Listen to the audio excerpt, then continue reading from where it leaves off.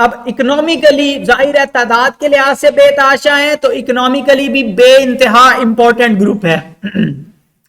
अब इनके साथ हमारी लड़ाई चलती है फूड के लिए, हमारे साथ कंपीट करते हैं, जो चीजें हम खाना चाहते हैं वही ये भी खाते हैं, और इस वजह से फिर ये हमारे फूड को डिस्ट्रॉय कर देते हैं। मिसाल के तौर पे आपको पता है गंदुम पड़े हो तो उसके अंदर सुंडियां वगैरह लग जाती हैं, या आपने चावल रखे हो, दालें रखे हो तो उनको कीड़े पड़ जाते हैं, चने रखे हो तो वो दूसरे उसके अंदर भी कीड़े पड़ जाते हैं। इसी तरह अगर आपने फसल लगाई हुई है तो उस वक्त सुंडियों का मसला बन जाता है, या और दूसरी तरह के पेस्ट का मसला बन जाता है। तो जो आप खाना चाहते हैं उसको खाने वाला कोई ना कोई इंसेक्ट्स भी दुनिया में मौजूद है, तो वो उसको खाने पे आ जाते हैं। इसी तरह जिस जगह हम रह रहे होते हैं, ये भी अमूमन उस जगह पे रहने के लिए भी, जगह के लिए भी, मकानों के लिए भी इनकी और आपकी लड़ाई चलती रहती है। तो आपके किचन में रहना पसंद करेंगे या आपके लिविंग रूम में रहना पसंद करेंगे, तो आपको अच्छा नहीं लगता कि गटर से कॉकरोच निकल के आए और फिर आपके किचन के शेल्फ पे फिरता रहे या आपके बर्तनों पे फिरता रहे, तो वो मसला है। तो आपकी जगह के लिए भी इनसे लड़ाई है। फिर इसी तरह जो मवेशी आपने पाले हुए होते हैं या जो पेट्स आपने रखे हुए होते हैं, उनको भी ये नुकसान पहुंचाते हैं। टिक्स और माइट्स हैं, जुएं, चिचड़ या वो पिस्सू और इस तरह के ऑर्गेनिज्म है जो आपके पेट्स का खून चूसते हैं, उनको बीमार कर सकते हैं या उनसे आपको बीमारियां ट्रांसमिट कर सकते हैं, तो ये भी प्रॉब्लम है। इसी तरह प्रॉपर्टी का लॉस इनकी वजह से होता है कि आपने फर्नीचर रखा हुआ है, आपने घर बनाया हुआ है, लकड़ी के शतीर डाले हुए हैं उसके अंदर, तो उनको ये खा जाते हैं। मसलन टर्माइट्स हैं, दीमक, तो वो आपके फर्नीचर को नुकसान पहुंचाएंगे या आपकी दूसरी इमारती लकड़ी को नुकसान पहुंचाएंगे। फिर इसी तरह लोकस्ट हैं, तो ये पूरे पूरे जनाब क्रॉप्स को उड़ा देते हैं, मिनटों में चट करके आगे निकल जाते हैं। ठीक है, तो फसलों को खाने वाले कीड़े हैं, पत्ते खाते हैं, आपके स्टोर्ड फूड को खाते हैं। लोकस्ट हैं तो वो आपकी फसलों को तबाह कर देते हैं। इसी तरह आपके पेट्स को डिस्ट्रॉय करने वाले, उनको उनका खून चूसने वाले, उनको कमजोर करने वाले या उनको बीमार करने वाले टिक्स और माइट्स हैं, और इसी तरह लकड़ी को खाने वाली दीमक है। तो ये सारे मुख्तलिफ तरह के आर्थ्रोपोड्स हैं। फिर बहुत सारे ऐसे हैं जो बीमारियां ट्रांसमिट करते हैं। ठीक है, मिसाल के तौर पे मस्कीटो है तो वो मलेरिया का पैरासाइट है। एनवायरमेंटल चेंज की वजह से अब वो डेंगू भी उठा के ले आया, डेंगू वाले मच्छर भी आ गए, तो वो भी आपको बीमार करते हैं और शदीद आपका नुकसान करते हैं, लोग मर भी जाते हैं। इसी तरह फ्लीज हैं। अच्छा, मलेरिया दुनिया में सबसे, किसी और बीमारी से इतने ज्यादा बंदे नहीं मरते जितने मलेरिया से मरते हैं। मतलब कैंसर, HIV, फलाना फलाना, जितनी डरावनी बीमारियां हैं उनसे ज्यादा बंदे किससे मरते हैं? मलेरिया से मरते हैं, सबसे बड़ी कातिल है। इसी तरह फ्ली है, तो फ्ली ये जो यहाँ पे ये दिखाई बड़ी हुई है, लेकिन ये एक्चुअली जितना आप एक फुल स्टॉप लगाते हैं उतने साइज की होती है, बड़ी मुश्किल से नजर आती है।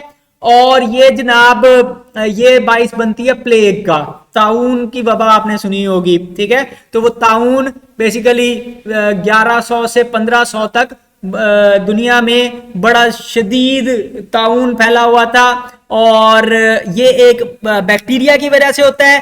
पिस्सू खून चूसते हैं चूहों का, लेकिन जब चूहा मर जाता है तो वहां से जंप करके आपके ऊपर आ सकते हैं, आपको भी एक अद्धी चक्की चले काट लेंगे, और वो चूहे से आपको बीमारी ट्रांसमिट हो जाती है और उसकी वजह से चंद दिनों में मौत वाक़ई हो जाती है। तो तकरीबन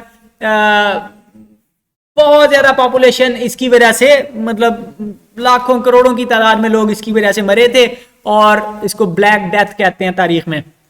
इसी तरह फ्लाइज हैं, तो फ्लाइज भी आपको पता है, अब उनकी आदत है मक्खियों की कि वो गोबर के ऊपर भी बैठते हैं। बाहर जाहिर गली में गटर उबल रहा होगा तो वो वहां पे भी घूमती फिर रही होंगी। फिर जैसे ही आप खाना ला के दस्तरखान बिछाएंगे तो फौरी तौर पे वहां पे भी बिन बुलाए मेहमान बन जाएंगे, तो वो वहां से गंद उठाएंगे, पाँवों में उनके जाहिर है कुछ ना कुछ तो गंद लगा हुआ होगा, तो वहां से वो मटेरियल लेकर आपकी खुराक तक, आपकी प्लेटों चमचों तक पहुंचेगा, और उसमें हेपेटाइटिस के वायरसेस हो सकते हैं, या उसके अंदर कॉलरा, हैजे के जरासीम हो सकते हैं, या और दूसरी ऐसी बीमारियों के जरासीम हो सकते हैं। तो बहुत सारी बीमारियां फैलाने के लिए जिम्मेदार हैं। इसी तरह सेट्सी फ्लाई हमने पढ़ा था कि ये sleeping sickness, African sleeping sickness के लिए जिम्मेदार है, यहाँ पे आपको दिखाई हुई है। तो ये खून चूसती है इंसानों का, और ये ट्राइपेनोसोमा ट्रांसमिट करती है एक इंसान से दूसरे इंसान में, जिसकी वजह से बंदे सोते रहते हैं और अल्टीमेटली उनकी मौत हो जाती है। लेकिन खैर अब हर वक्त बुराइयां नहीं करते रहने चाहिए, कुछ ना कुछ उनके फायदे भी होते हैं और बहुत सारे इंसेक्ट्स के हमें बहुत ज्यादा फायदे हैं। मिसाल के तौर पे हनी बीज हैं तो वो हमें हनी प्रोवाइड करती हैं, जाहिर है एक आपका शौक से खाते हैं लोग, और इसी तरह उससे आपको वैक्स भी मिलती है जिससे आप मोमबत्तियां वगैरह बनाते हैं और दूसरे काम करते हैं। इसी तरह सिल्क वर्म है तो वो आपको सिल्क देता है, यहाँ आपको दिखाया हुआ है उसका सिल्क वर्म का ककून है, शहतूत के पत्तों के ऊपर पाला जाता है और उसमें से रेशम का धागा निकलता है। वो जब अपना प्यूपा बनाता है तो वो रेशम का बनाता है, प्रोटीन का बनाता है, वो प्रोटीन आप निकाल के उसे धागे बनाकर और कपड़ा सी लेते हैं।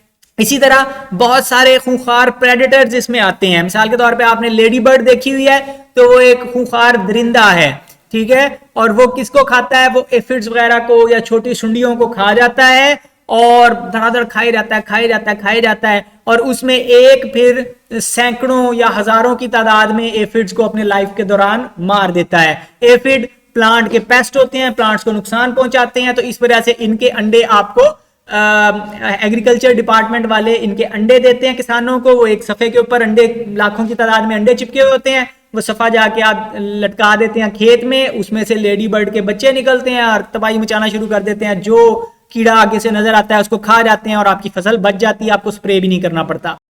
इसी तरह कई ऐसे हैं स्कैवेंजर्स हैं।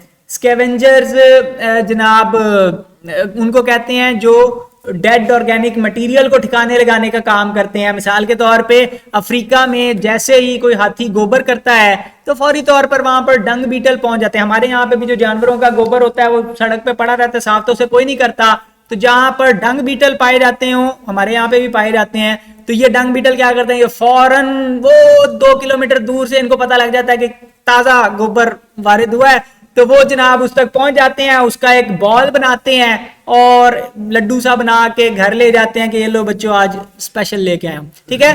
तो इसी तरह आप जनाब मतलब जो आप फिश पालते हैं पॉन्ड्स के अंदर, तो उसके लिए आप लार्वी कल्चर करते हैं, मच्छरों के लार्वी या दूसरे बच्चे आर्मी वर्म के लार्वे होते हैं, वो मुर्गियों को या मछलियों को खिलाए जाते हैं। तो वो मतलब प्रोटीन डाइट के तौर पे आप अपनी मुर्गियों को या मछलियों को या दूसरे जानवरों को खिलाते हैं और वो खा खा के फिर ज्यादा जल्दी ग्रो करते हैं।